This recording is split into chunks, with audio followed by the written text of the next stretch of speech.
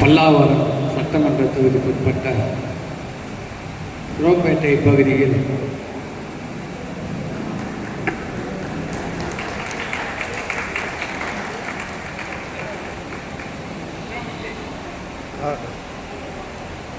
எடுத்துட்டேன்.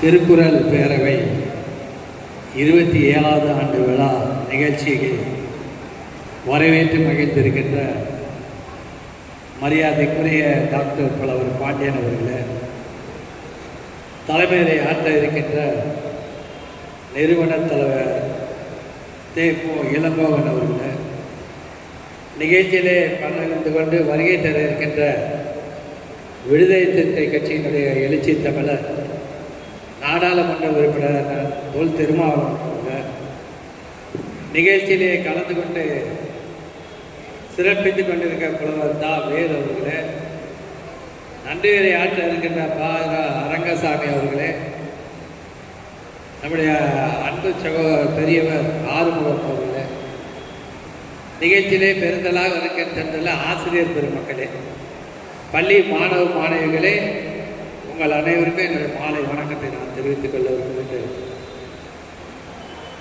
இந்த குரோம்பேட்டை திருக்குறள் பேரவையானது 1998ஆம் ஆண்டு ஜனவரி திங்களில் துவக்கப்பட்டதாக அவர்கள் கொடுத்திருந்த புத்தகத்திலே குறிப்பிட்டிருக்கின்றது.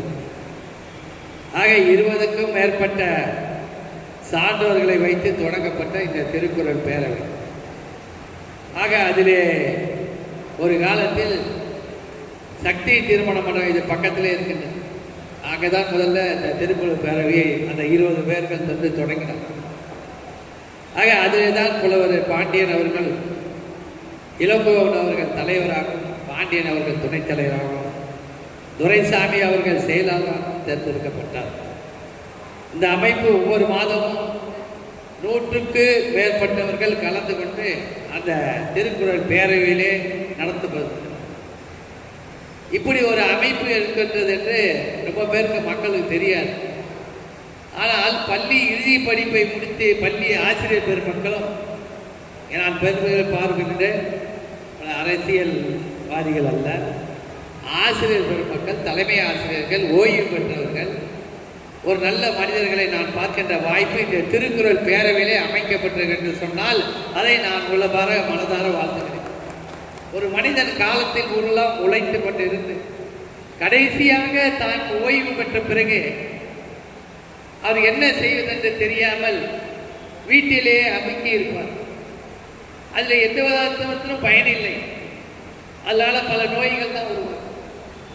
ஆனால் ஓய்வுக்கு பிறகும் அந்த திருக்குறளுடைய பேரவையிலே அங்கம் வகித்து இப்படி பள்ளி மாணவ மாணவிகளுக்கெல்லாம் அதிகமாக மதிப்பெண்கள் பெற்றவருக்கு ஒரு பரிசு தொகையை வழங்குகின்ற ஒரு அமைப்பு திருக்குறள் பேரவையை நான் மீண்டும் ஒரு முறை நான் பாராட்ட வேண்டும். மிக அற்புதமான ஒரு திருக்குறள் பேரவை. ஆக இங்கே புத்தகத்திலே நான் பார்த்தேன், கடைசியாக ஒரு குறிப்பிட்டிருக்கிறார், இவ்விழாவிற்கு செலவு செய்தது ஒரு தொழிலதிபர் ராமூர்த்தி அவர்கள் 25,000 ரூபாய் தந்திருக்கின்றார். அதே போன்று வேலு அவர்கள் வேலை தலை 30,000 கொடுத்திருக்கிறார். ஆக நான் இந்த திருக்குறள் பேரவைக்கு சொல்லிக் கொள்வதற்கு அடுத்த ஆண்டு 28வது ஆண்டு நடைபெறுகின்ற பொழுது நானே ஒரு ஏசி மண்டபம் திருமண்டபத்தை பிடித்து நானே மொத்த செலவை ஏற்று இந்த திருக்குறள் பேரவை குரோம்பேட்டையில் இத்தனை ஆண்டு காலம் இருக்கின்றதை எடுத்துக்காட்டாக செய்யும். அந்த மொத்தம் நீங்க யாரும் பணம் கொடுக்கணும். ஆக நான் இன்னும் ஒன்றும் குறிப்பிட்டு சொல்ல வேண்டும் என்று சொன்னால், நான் என்னைக்கு சட்டப்பேரவை உறுப்பினர் ஆனனோ அன்னையிலிருந்து, அதுக்கு முன்னால் நகராட்சி மன்ற தலைவர், அதுக்கு முன்னால் கவுன்சிலர், ஆக இந்த தொகுதியில் இருக்கின்ற அத்தனை அரசு சார்ந்த பள்ளிக்கூடங்களில் அதிக மதிப்பெண்கள் பெறுகின்ற மாணவ மாணவிகளுக்கு நான் 10,000 ரூபாய் முதல் பரிசு, 7,000 ரூபாய் முதல் பரிசு, 2வது பரிசு, 5,000 3வது. இதை நான் கொடுத்து கொண்டே இருக்கிறேன். இங்கே மறைமலை அடிகளுடைய தலைமை ஆசிரியர் வருகை தந்திருக்கிறார். நான் அதை பொண்ணு பரிசு வாங்கும்போது சொன்னேன், நீ 1000 ரூபா தானே வாங்கின, முதல் பரிசு நீ பெற்றிருந்தால் நான் உனக்கு 10,000 ரூபாய் அங்கேயே பள்ளிக்கூடத்திலே வந்து கொடுக்க போறேன், தலைமை ஆசிரியர் தான் சாட்சி இருக்கேன். ஏன்னா நான் எல்லா பள்ளிக்கூடத்தும் கொடுக்குறேன், இந்த ஒரு பள்ளிக்கூடம் இல்லை. ஆக இந்த கல்வி என்பது ரொம்ப முக்கியமானது. தான் மனிதன் வாழ்கின்றான், தன் குழந்தையை பிறக்கின்ற பொழுது அந்த பிள்ளையை படிக்க வைத்து அந்த உயர்ந்த இடத்தை பார்க்கின்றது வாழ்க்கையில் ஒவ்வொரு மனிதனுடைய லட்சியங்கள்.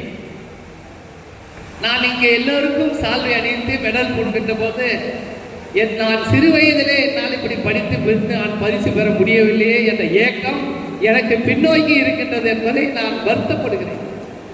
ஒரு காலத்தில் நான் படிப்பதற்கு கூட வாய்ப்பில்லை. மாநகராட்சி பள்ளியில் படித்தவன் நான். சாப்பாடு மதியம் சாப்பாடு போடுவாங்க, காமராஜ் கொண்டு வந்த மதிய உணவு திட்டத்தை அன்றைய தினம் சாப்பிட்டு படித்தவன் நான். பல ஹாஸ்டல்ல இருந்து தங்கி படித்து என்னுடைய வாழ்க்கையை நான் உயர்த்தியவன் நான். அதே போன்ற இன்னைய தினம் நான் பார்க்கின்றேன், இந்த தமிழ்நாட்டினுடைய முதலமைச்சர் அந்த காலை உணவு சிற்றுண்டியை இன்றைக்கு கொண்டு வந்திருக்கிறார் என்று சொன்னால் இன்னைக்கு கனடா நாடு பார்த்து கொண்டிருக்கிறது. இந்தியாவிலே எந்த மாநிலத்திலும் ஒரு பிள்ளைகள் காலையில் இருந்து எல்லாரும் அப்பா அம்மா வேலைக்கு போயிடுவாங்க. அப்படி வேலைக்கு போய்கின்ற பொழுது பிள்ளைகளை கவனித்து சாப்பாடு கொடுத்து அனுப்ப மாட்டாங்க. சில பேர் வந்து தகப்பன் மட்டும் போவார், தாய் முடிந்தால் செஞ்சு கொடுப்பாங்க. அது பணமும் இல்லை என்று சொன்னால் அந்த பிள்ளையை பட்னியாவே அனுப்பும். இதை பார்த்த தமிழ்நாடு முதலமைச்சர் அவர்கள் இந்த புதிய காலை சிற்றுண்டி திட்டத்தை நான் தான் மறைமலை அடிகள் பள்ளியில் தொடங்கினேன். நான் தான் தொடங்கி வச்சேன். முதலமைச்சர் தொடங்கின பிறகு எல்லாம் அவர் அந்த இடத்தை நம்முடைய மறைமலை அடிகளுடைய பள்ளியில் தலைமை ஆசிரியர் ரவி அவர்கள் வந்திருக்கிறார். அந்த நிகழ்ச்சியிலே அவரும் பங்கு பெற்றிருக்கிறார்.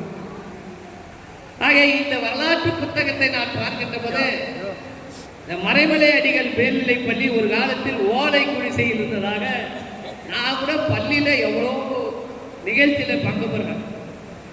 அப்படி பங்கு பெறுகின்ற பொழுது ஓலை குடிசையில் இருந்த பள்ளியா இப்படி கட்டடங்கள் உயர்ந்து பிரகாசமாகுது.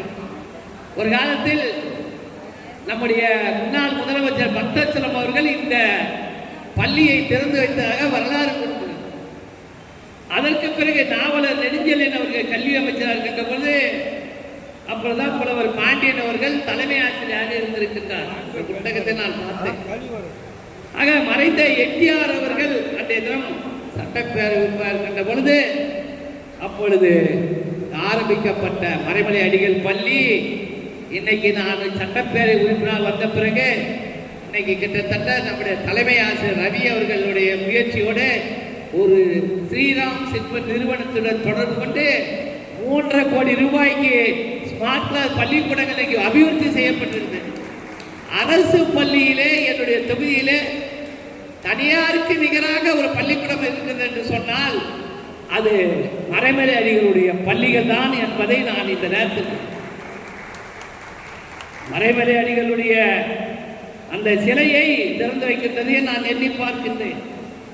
அப்ப எம்ஜிஆர் அவர்கள் தான் அந்த சிலையை திறந்து வைத்தார். அரசியல் பாகுபாடுகள் யாராக இருந்தாலும் ஒரு முதலமைச்சர்கள் எந்த திட்டம் கொண்டு வந்தாலும் அந்த திட்டத்தை நாம் மதிக்க வேண்டும். ஒரு நிகழ்ச்சியை பறிக்க வேண்டும் என்று சொன்னால் அந்த நிகழ்ச்சி சிறப்பாக அமைவதற்கு எந்த அளவுக்கு தலைமை ஆசிரியர்கள் பாடுபடுகிறார்கள் என்று நன்றாக தெரியும். ஆக இந்த திருக்குறள் அமைப்பு என்பது மாநாடுகளை கூட நடத்தி இருக்கிறார். 8 மாநாடுகளை நடத்தியதாக வரலாறு இருக்கின்றது. ஆக இப்படி ஒரு திருக்குறள் பறை நம்முடைய நான் வாழ்கின்ற நான் இருக்கின்ற அந்த பகுதியில 8 மாநாடுகள் நடத்தியிருக்கிறார்களே நான் அவர்களை நான் பலதார பாராட்ட கடமைப்பட்டிருக்கின்றேன். நம்முடைய அருள்முருகன் ராமமூர்த்தி அவர்கள் வருகை தந்திருக்கிறார்கள். ஆக அவரை தான் இங்கே குறிப்பிட்டு சொன்னேன், விழாவிற்கு செலவு செய்தார் என்று.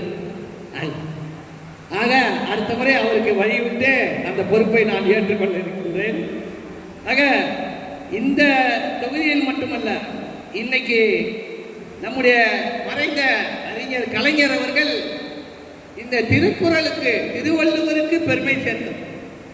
தமிழ்நாட்டில் வள்ளுவர் பட்டத்தை எந்த அளவுக்கு சித்தரித்து வடிவமைத்து இன்னும் 100 ஆண்டு காலம் 200 ஆண்டு காலம் ஆனால் கூட சென்னையிலே ஒரு வள்ளுவர் கோட்டம் இருக்கின்றது என்று சொன்னால் திருவள்ளுவரை ஞாபகப்படுத்தியாக கட்டப்பட்டது என்பதை யாரும் மறுக்க முடியாது.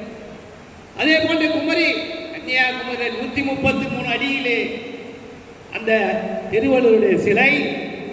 நான் கூட பாரத பிரதமர் கூட அங்கே வந்து பார்த்தேன். அவர் இப்படி பார்க்கிறார். இதை எவ்வளவு சித்தரித்து மறைந்த கலைஞர்கள் நாட்டின் முதலமைச்சர் போது அந்த 133 அடி சிலையை கட்டியிருப்பார். அதையெல்லாம் நம்முடைய தமிழ்நாட்டுக்கு பெருமை.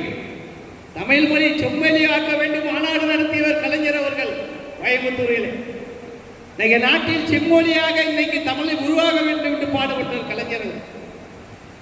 அதைதான் இன்னைக்கு கலைஞர் அவர்கள் ஆட்சி காலத்தில் தை திங்களை திருவள்ளுவர் நாளாக கருதி அரசு விடுமுறை கொடுத்தது கலைஞர் என்பதை யாரும் மறுக்கக்கூடாது. இன்னைக்கு 1000 நம்முடைய கலைஞர் முதலமைச்சர் இன்னைக்கு பேருந்துகள் இருக்கின்றது. நான் டிரான்ஸ்போர்ட் பேருந்தெல்லாம் எல்லாரும் போறோம். நான் சின்ன வயசுல பேசல போகும்போது பார்ப்பேன். குரல் திருவள்ளுவருடைய 1330 குரல்களிலே அவருடைய நெறிமுறைகளை பார்த்து படித்து மாணவ செல்வங்களும் பெரியவர்களும் பார்க்கின்ற அளவுக்கு பேருந்துகளிலே திருவள்ளுவருடைய பெருமையை சேர்த்தவர் மறைந்த கலைஞர். ஆக இதையெல்லாம் குறிப்பிடுவதற்கு காரணம் இந்த காலத்தில் இப்படி ஒரு திருக்குறள் பேரவை அமைக்கப்பட்டது என்று சொன்னால் மிகவும் பாராட்டுக்குரியது. இன்னைக்கு தமிழ்நாட்டில் இந்தியாவிலே பல்வேறு மாநிலங்கள் இருக்கின்றன. இங்கே பரிசு பெறுகின்ற போது மாணவ செல்வங்களும் மாணவிகளை நான் பார்க்கின்றேன். அதிக மதிப்பெண்கள் பெறுகின்ற அளவு. ஆக நம்முடைய கல்வி தரத்திலே முதலமைச்சர்கள் 2022-23 ஆண்டு கிட்டத்தட்ட 37,000 கோடியை கல்விக்காக நிதி ஒதுக்கியிருக்கிறார். 37,000 கோடி. 2023-24 40,000 கோடியை உயர்த்தியிருக்கிறார். ஆக இந்த ஒரு ஆண்டில் 3,000 கோடி உயர்த்தி இது 2024-25 44,000 கோடி கல்விக்காக நிதி ஒதுக்கிய மாநிலம் இந்தியாவிலே தமிழ்நாடு என்பதை நான் அந்த நேரத்தில் சுட்டிக்காட்டுகிறேன். ஆக இது மிகப்பெரிய அளவில் ஒன்று. இன்னைக்கு புதுமை பெண் திட்டம் என்று ஒன்று இருக்கின்றது. அது ரொம்ப பேருக்கு தெரியாது. நமது ஆசிரியர் பெருமக்கள் மாணவ மாணவர்களுக்கு கல்வி கொடுக்கின்ற பொழுது அரசு பள்ளியிலே 6ஆம் வகுப்பு படிக்கும் முதல் 12ஆம் வகுப்பு வரை படித்தால் கல்லூரியிலே மாதம் 1000 ரூபாய் அறிவிக்கின்ற ஒரு திட்டம் இந்தியாவுடைய எந்த மாநிலத்திலும் இல்லை. அதுதான் புதுமை பெண் திட்டம். அது கூட ரொம்ப பேர் சொன்னாங்க அரசு பள்ளியில போடுறீங்கள. இன்னைக்கு அரசு பள்ளியிலே சேருகின்ற போது மாணவிகளின் எண்ணிக்கை உயர்ந்திருக்கின்றது. நான் சட்டப்பேரவையில் பேசுகின்ற போது கல்வி மானியத்தில் பேசுகிறார் நான் பார்த்தேன். அரசு பள்ளியில் இருக்கின்ற மாணவர்களின் எண்ணிக்கை உயர்ந்திருக்கின்றது. ஏன் என்று சொன்னால் 12ஆம் வகுப்பு முடித்து விட்டால் கல்லூரியில் சேர்வதற்கு நமக்கு ஃபீஸ் கட்டுறதுக்கு அரசு கொடுக்கின்றது. ஆக எண்ணி பார்க்கின்றேன். சில மாணவிகள் சில பள்ளிக்கூடங்களில் கேட்டார்கள். குறிப்பா பல்லாவரம் தெரேசா ஸ்கூல்ல கேட்டாங்க, அரசு பள்ளியை மட்டும் கொடுக்குறீங்கள, அரசு சார்ந்த கவர்மெண்ட் எய்டு ஸ்கூல்ல ஏன் கொடுக்கலையான்னு கேட்டாங்க. அந்த எய்டு ஸ்கூலுக்கும் நம்முடைய முதலமைச்சர்கள் இப்போது அறிவித்திருக்கிறார். அது மட்டுமல்ல, தமிழ் புதல்வர் திட்டம். தமிழ் புதல்வர் திட்டம் என்று சொன்னால் அரசு மாணவர்களுக்கும் மாணவிகள் கொடுக்குங்க, மாணவர்கள் கொடுக்கல அப்படின்னு கூட நினைச்சாங்க. இப்ப மாணவர்களுக்கும் அந்த உதவித்தொகை இருக்கின்ற அந்த திட்டத்தையும் தமிழ்நாடு அரசு கொண்டு வந்திருக்கிறது சொன்னால், ஆக நம்முடைய திருக்குறள் பேரவையிலே நான் குறிப்பிடுவதற்கு காரணம், வள்ளுவரை பேசிக்கொண்டே இருந்தால் பேசிக்கொண்டே இருக்கணும்.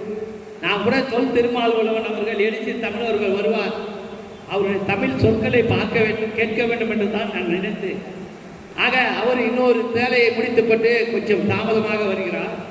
எனக்கும் இன்னும் 2-3 நிகழ்ச்சியை முடித்து மறுபடியும் இங்கே வர்றதாக இருக்கேன். ஏன்னா அவர் வருகின்ற பொழுது நானும் இருக்க வேண்டும். அதற்காகத்தான் நானும் 2 நிகழ்ச்சி இருக்கின்றது ஒத்துக்கொண்டேன். அதையும் முடித்து விட்டு வருகிறேன்.